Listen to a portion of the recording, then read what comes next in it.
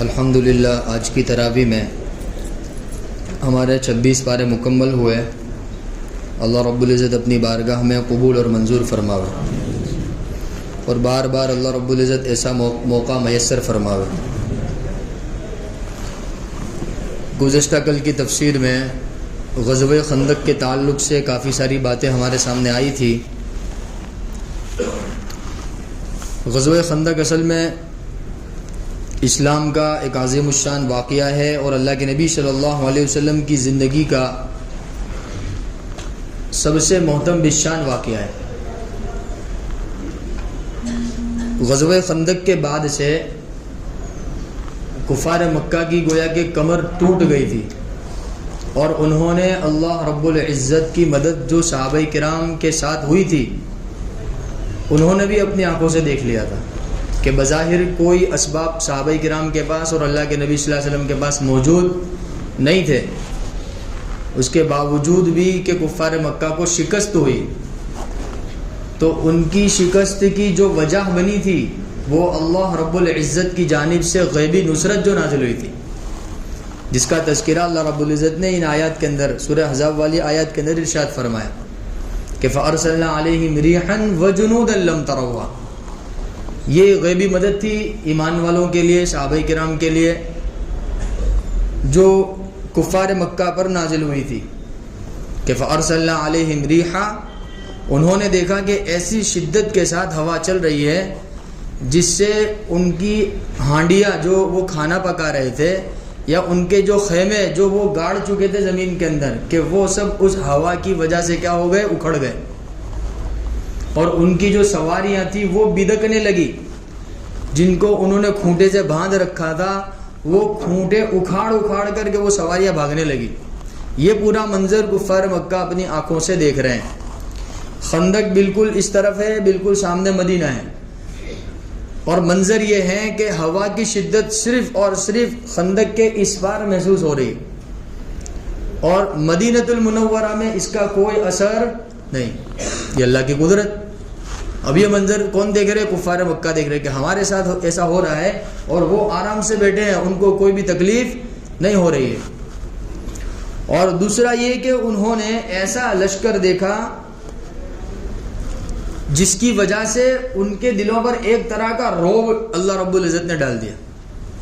فی قلوبہم الرعب، اللہ نے ایسا رعب ان کے دلوں پر ڈال دیا، ایسا خوف ان کے دلوں پر طاری ہو گیا کہ باوجود تمام تر تیاریوں اور سامانوں کے وہ وہاں سے بھاگنے پر مجبور ہو گئے۔ تقریباً 1 مہینے تک اس امید پر کفار مکہ مدینے کے پار پڑے رہے کہ کوئی نہ کوئی شکل نکل آوے کہ ہم مدینے کے اندر گھس جاوے اور نعوذ باللہ من ذالک مدینے کو برباد کر دے، لیکن ایسی کوئی بھی شکل پیدا نہیں ہو پائی۔ حالانکہ بہت کوششیں کی انہوں نے، دونوں طرح سے انہوں نے روابط قائم کیے۔ کفار مکہ باہر تھے، انہوں نے خیبر کے جو یہودی تھے ان سے روابط قائم کیے، اور ان یہودیوں کے ٹچ میں مدینہ المنورہ کے اندر ایک قبیلہ تھا یہودیوں کا، قبیلہ بنو نذیر، ان سے کسی طریقے سے جاسوس کے ذریعے روابط قائم کیے اور کہا کہ تم اندر رہ کر مسلمانوں کو کمزور کرو، ہم باہر سے ان کا مقابلہ کرتے ہیں تاکہ یہ شکست مان لے اور ہمارے لیے صحابہ کرام اور محمد صلی اللہ علیہ وسلم کے ان کا مقابلہ کرنا کیا ہو جاوے، آسان ہو جائے۔ بہت کوششیں کی، بہت ایڑی چوٹی کا زور لگایا۔ اللہ رب العزت وہی ارشاد فرماتے کہ وَإِذْ قَالَتْ طَائِفَةٌ مِّنْهُمْ، کہ مدینہ المنورہ کی ایک جماعت، ایک گروہ جو منافقوں پر مشتمل تھی یا یہ کہ یہودیوں پر مشتمل تھی، وہ کہنے لگی یا اہل یثرب، یثرب یہ مدینہ المنورہ کا پرانا نام ہے، مدینہ نام اس کا بعد میں رکھا گیا، پہلے اس کا نام کیا تھا؟ یثرب تھا، یثرب، یا اہل یثرب لا مقام لکم، اب تمہارے لیے کوئی جگہ یہاں پر نہیں ہے، مدینہ خالی کرو۔ یہ یہودی کہنے والے تھے، کیونکہ اللہ کے نبی صلی اللہ علیہ وسلم کی ہجرت فرمانے سے پہلے مدینہ میں کون آباد تھے؟ یہودی آباد تھے۔ جب ہجرت فرما کر اللہ کے نبی صلی اللہ علیہ وسلم مدینہ گئے اور مدینہ علم کا اور علم نبوت کا جب مرکز بنا تو پھر ان کو آہستہ آہستہ مدینہ سے کیا کیا گیا؟ نکالا گیا۔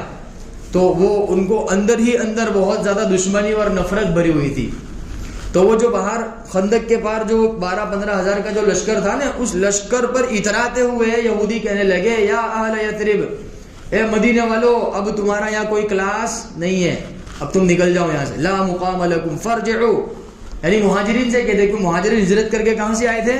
مکہ سے آئے تھے نا، کہا کہ لا مقام لکم فارجعوا، واپس لوٹ جاؤ، گھر واپسی کر لو، تمہاری کوئی جگہ یہاں پر نہیں ہے۔ اللہ رب العزت نے کیسا کلام ارشاد فرمایا۔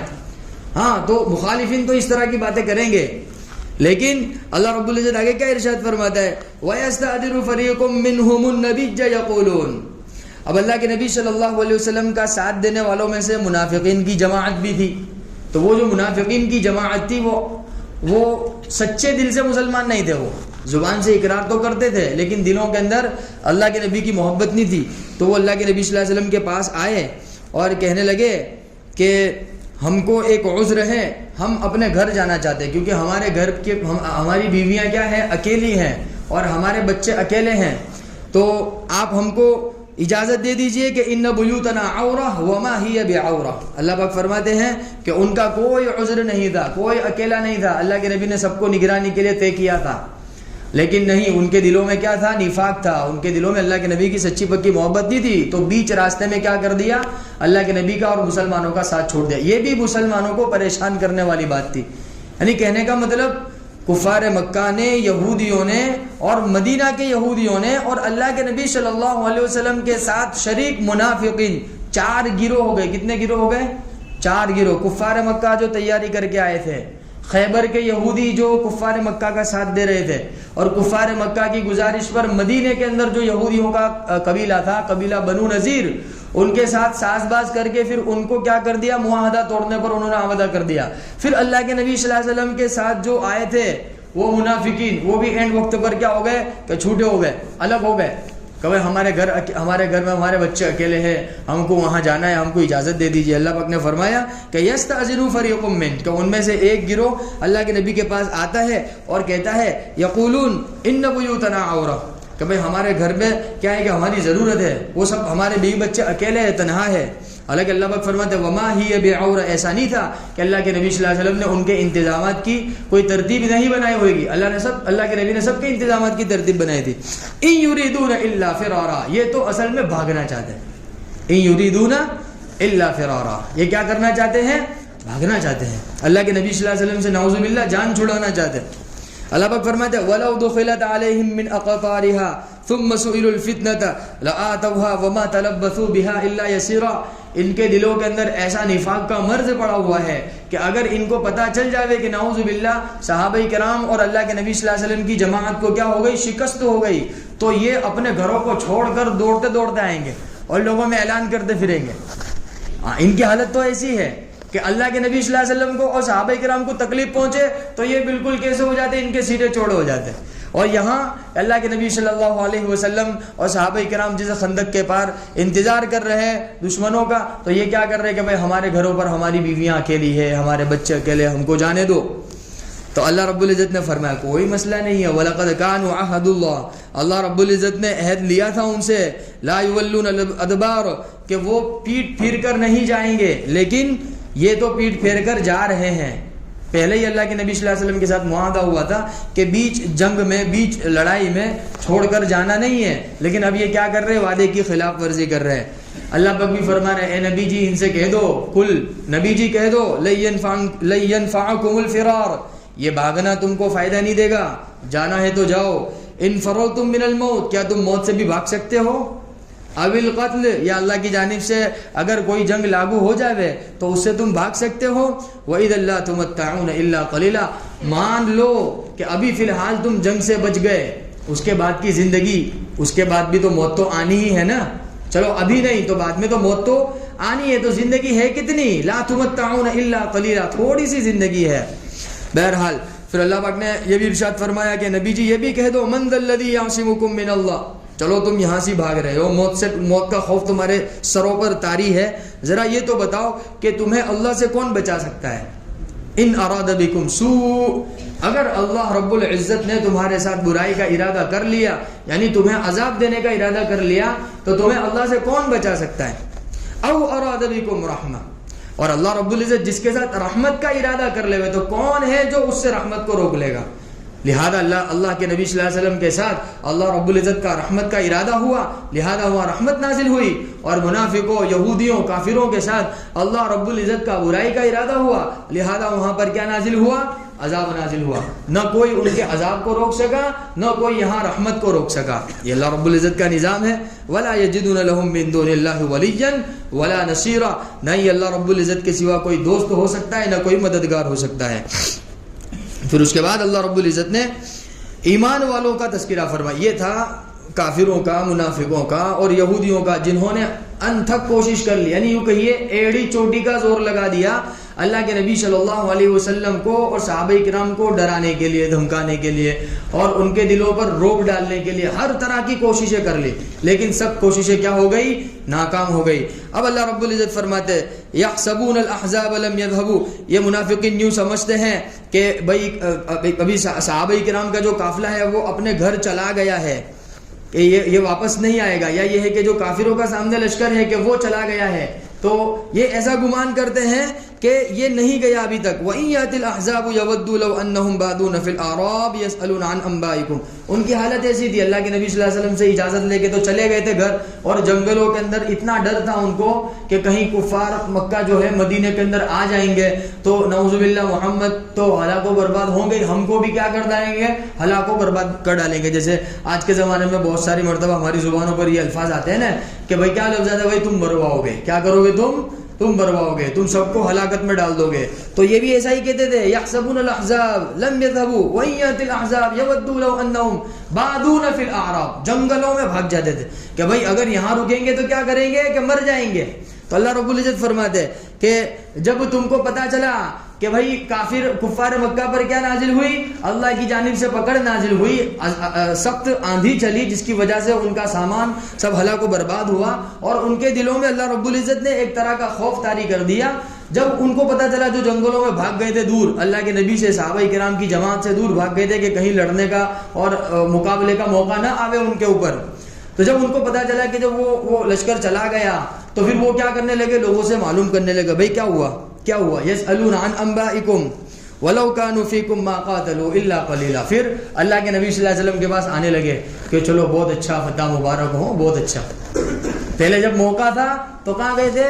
جنگلوں کے اندر بھاگ گئے تھے، اور جب پتا چلا کہ اللہ کی مدد آ گئی مسلمانوں کے لیے اور اللہ رب العزت کی نصرت نازل ہو گئی تو پھر آ کر کہنے لگے بہت اچھا ہو تم سے، بہت اچھا، تم کو فتح ملے ہو، مبارک ہو بھائی، مبارک ہو۔ تو اللہ رب العزت فرماتے ہیں لقد كان لكم في رسول الله اسوة حسنة لمن كان يرجو الله واليوم الآخر، ارے تم اللہ کے نبی صلی اللہ علیہ وسلم کے پاس آ کے اللہ کے نبی صلی اللہ علیہ وسلم کو تم فتح کی مبارکبادی دیتے ہو، حالانکہ اللہ کے نبی صلی اللہ علیہ وسلم کی زندگی تو اس لائق ہے کہ اس کو فالو کیا جائے، اور اس کو فالو تو وہی لوگ کرتے ہیں کہ جو اللہ پر اور آخرت کے دن پر کیا رکھتے ہیں؟ یقین رکھتے ہیں۔ لمن کان یرجو اللہ والیوم الآخر، جو اللہ کو چاہتے ہیں اور آخرت پر جن کا یقین ہے وہ تو اللہ کے نبی صلی اللہ علیہ وسلم کو فالو کریں گے اور اللہ رب العزت کا ذکر بھی کثرت سے کریں گے۔ وذکر اللہ کثیرا۔ اب اللہ رب العزت ایمان والوں کی کیفیت بتا رہے ہیں۔ ایک طرف کافروں، منافقوں، یہودیوں کی کیفیت تھی، اب یہاں ایمان والوں کی کیفیت کیا؟ وَلَمَّا رَأَى الْمُؤْمِنُونَ الْأَحْزَابَ، صحابہ کرام رضوان اللہ تعالی اجمعین نے جب دیکھا کہ 12-15 ہزار کا جو لشکر ہے بالکل ساز و سامان کے ساتھ تیار کھڑا ہے مدینے کے باہر، تو اللہ پاک فرماتے ہیں صحابہ کرام کی کیفیت اللہ پاک کو اتنی پسند آئی، اللہ رب العزت نے قرآن پاک میں نازل فرمائی۔ تو جب مومنوں نے یعنی صحابہ کرام نے جب وہ لشکر کو دیکھا تو قالو، صحابہ کرام کہنے لگے ھذا ما وعدنا اللہ ورسولہ، یہی تو وہ ہے جس کے خلاف اللہ رب العزت نے ہم سے مدد کا اور نصرت کا وعدہ کیا ہے۔ یعنی ان کو یقین ہو گیا تھا اب تو اللہ کی مدد آئے گی، اب تو اللہ رب العزت کی نصرت آئے گی، یعنی ان کا یقین ایسا تھا اگر یہ آ گئے ہیں یہاں پر تو سمجھو کہ ان کے خلاف اللہ رب العزت کی مدد اور نصرت بالکل آنے والی ہے۔ تو صحابہ کرام کا قول اللہ کو اتنا پسند آیا، اللہ رب العزت نے قرآن پاک میں نازل فرمایا کہ وَلَمَّا رَأَى الْمُؤْمِنُونَ الْأَحْزَابَ، کہ جب صحابہ کرام کی جماعت نے کافروں کے لشکر کو دیکھا تو کہنے لگے ھذا ما وعدنا اللہ ورسولہ، یہی تو وہ ہے جس کا اللہ نے اور اللہ کے رسول نے ہم سے وعدہ کیا ہے۔ وصدق اللہ ورسولہ، اور اللہ اور اس کے رسول بالکل سچے ہیں۔ وما زادهم الا ایمانا وتسلیما، اس لشکر کو دیکھ کر صحابہ کرام کے ایمان میں اور اضافہ ہو گیا، صحابہ کرام کے ایمان میں کیا ہو گیا؟ اور اضافہ ہو گیا، اور ماننے کا جذبہ پیدا ہو گیا، اور اللہ کے نبی صلی اللہ علیہ وسلم کی اتباع کے اندر آگے بڑھ گئے۔ پھر اللہ پاک نے مزید تعریف کی صحابہ کرام کی، من المؤمنین رجال، یہ ایمان والے ایسے ہیں، ان کے اندر ایسے مرد ہیں، صدقوا ما عاہدوا اللہ علیہ، کہ ان سے جو عہد لیا گیا تھا وہ عہد انہوں نے کیا کیا؟ بالکل پورا کیا، پیچھے نہیں ہٹے، ان کے قدم لڑکھڑائے نہیں، یہ کافروں کی طرح بھاگنے نہیں لگے کہ بھائی ہمارے گھر پہ عورتیں اکیلی ہیں، ہمارے بچے اکیلے ہیں، ہمارے گھر میں ایسا ہے ویسا ہے، ہم کو جانے دو، بہانے نہیں بنائے صحابہ کرام نے۔ صحابہ کرام تو لشکر دیکھ کر کہنے لگے یہی تو ہے اللہ کی نصرت، یہی تو ہے اللہ رب العزت کا وعدہ۔ اللہ پاک نے بھی ان کی تعریف فرمائی کہ یہ صحابہ کرام کی وہ جماعت ہے جنہوں نے اللہ رب العزت کے ساتھ جو عہد ہوا تھا اس کو کیا کیا؟ مکمل کیا۔ فَمِنْهُمْ مَنْ قَضَى نَحْبَهُ وَمِنْهُمْ مَنْ يَنْتَظِرُ وَمَا بَدَّلُوا تَبْدِيلًا۔ پھر اللہ پاک فرماتا ہے کہ ایک دن آئے گا لِيَجْزِيَ اللَّهُ الصَّادِقِينَ بِصِدْقِهِمْ، کہ سچوں کو ان کی سچائی کا بدلہ دیا جائے گا، اور وہ کون سا دن ہوگا؟ قیامت کا دن ہوگا۔ قیامت کے دن اللہ یہ دونوں جماعت کو کھڑا کرے گا، صحابہ کرام کی جماعت بھی ہوگی اور اللہ پاک ان کا اس کا بدلہ دے گا۔ لیجزی اللہ الصادقین بصدقہم، کہ سچوں کو ان کی سچائی کا بدلہ ملے گا، ویعذب المنافقین، اور منافقوں کو ان کے نفاق کا بدلہ ملے گا، جو دھوکہ دے کے چلے گئے تھے نا، پیٹ پھیر کر چلے گئے تھے نا، اس کا بدلہ ملے گا۔ ہاں اگر ان میں سے کسی نے توبہ کر لی ہو تو اللہ رب العزت معاف کرنے والا ہے، رحم کرنے والا ہے۔ پھر اللہ رب العزت نے اخیر میں ایک بہت بہترین آیت ایمان والوں کی تسلی کے لیے، صحابہ کرام کی تسلی کے لیے اللہ رب العزت نے ارشاد فرمائی کہ انزل الذین ظاہروہم من اہل الکتاب من صیاصیہم وقذف فی قلوبہم الرعب، کہ صحابہ کرام کے خلاف، اللہ کے نبی صلی اللہ علیہ وسلم کے خلاف جو یہودی اہل کتاب ابھر کر آئے تھے، جو پروپیگنڈے کر رہے تھے، اللہ رب العزت نے ان کے دلوں میں ایسا رعب ڈال دیا، وقذف فی قلوبہم الرعب فریقا تقتلون وتأسرون فریقا، کہ باوجود تمام تر ساز و سامان کے وہ اللہ کے نبی صلی اللہ علیہ وسلم اور صحابہ کرام کے سامنے بالکل جھک گئے کہ بھائی اب ہم تمہارا مقابلہ نہیں کر سکتے۔ اللہ کی جانب سے رعب ہی ایسا ڈال دیا تھا، خالی رعب ہی کافی ہے، ضرورت ہی نہیں پڑی، غزوہ خندق کے موقع پر ضرورت ہی نہیں پڑی، ایک بھی قتل اپنی جانب سے کرنے کی کوئی ضرورت نہیں پڑی، اللہ نے رعب ہی ایسا ڈال دیا تھا کہ اس رعب کے اندر ہی وہ کیا ہو گئے؟ بالکل جھک گئے۔ اللہ پاک نے فرمایا وَقَذَفَ فِي قُلُوبِهِمُ الرُّعْبَ، یہ صحابہ کرام کے لیے بڑی تسلی کی چیز تھی۔ اور پھر ساتھ ساتھ میں انعام میں کیا ملا؟ ہدیے میں کیا دیا اللہ رب العزت نے؟ صحابہ کرام نے بڑی قربانی پیش کی نا، تو ہدیے میں کیا دیا اللہ رب العزت نے؟ ہدیے میں صحابہ کرام کو اللہ تعالیٰ نے خلافت دے دی۔ کیا دے دی؟ وَأَوْرَثَكُمْ أَرْضَهُمْ، اللہ پاک نے فرمایا جاؤ ہم نے تم کو زمین کا وارث بنا دیا۔ کیا بنا دیا؟ زمین کا کیا بنا دیا؟ وارث بنا دیا، یہ زمین تمہاری ہے۔ وَدِيَارَهُمْ، اور یہودیوں کے جتنے قبیلے تھے وہ تمام تر قبیلے کس کے قبضے میں آ گئے؟ صحابہ کرام کے قبضے میں آ گئے، اللہ کے نبی صلی اللہ علیہ وسلم کے قبضے میں آ گئے۔ اب وہاں کس کا نظام چلنے لگا؟ اللہ کے نبی کا اور صحابہ کرام کا نظام چلنے لگا۔ وَأَوْرَثَكُمْ أَرْضَهُمْ، یہودیوں کی زمین تمہاری ہو گئی، وَدِيَارَهُمْ، اور ان کے قلعے تمہارے ہو گئے، وَأَمْوَالَهُمْ، اور ان کے مال بھی تمہارے ہو گئے، وَأَرْضًا لَمْ تَطَئُوهَا، اور وہ زمین جس کے اندر وہ کھیتی کیا کرتے تھے، بالسرسبز و شاداب جو زمینیں تھیں ان کی، وہ سب کس کے ہو گئے کہ سب تمہارے ہو گئے۔ وَكَانَ اللَّهُ عَلَى كُلِّ شَيْءٍ قَدِيرًا، اور اللہ رب العزت تو ہر چیز پر قدرت رکھتا ہے۔ اللہ جب چاہے، جیسے چاہے، جس کے ساتھ چاہے، جس طرح چاہے، جس وقت چاہے، جتنا چاہے اللہ رب العزت فیصلہ فرما سکتا ہے۔ کوئی بھی اللہ رب العزت کے فیصلے کا خطاب بولنے کی، کرنے کی قدرت نہیں رکھ سکتا۔ اللہ کر ہمیں بات سمجھ میں آ جائے، اور اللہ رب العزت نے صحابہ کرام کو جیسا مضبوط ایمان دیا تھا ہمیں بھی ایسے ایمان بنانے کی فکر میں، محنت میں لگنے والا بنا دے گا۔ سبحان اللہ و بحمدہ۔